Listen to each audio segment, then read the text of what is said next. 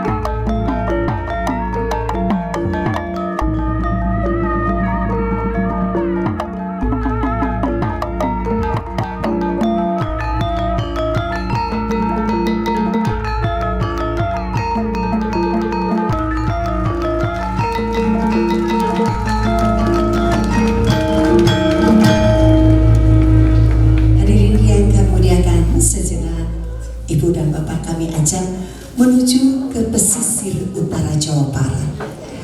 Wilayah Cirebon dan sekitarnya termasuk Indramayu, Subang, dan Majalengka merupakan rumah bagi kesenian tari topeng yang kaya.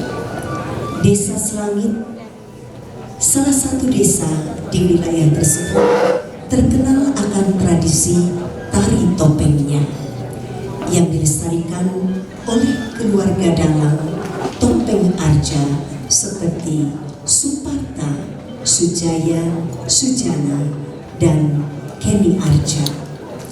Pertunjukan tari topeng di Selangit biasanya menampilkan 5 tokoh utama yang mewakili berbagai fase kehidupan manusia, mulai dari masa muda hingga masa tua, yang dilambangkan oleh tokoh Panji, Pamindo, Rumiang, dan Kelana. Hadirin, inilah topeng Selangit.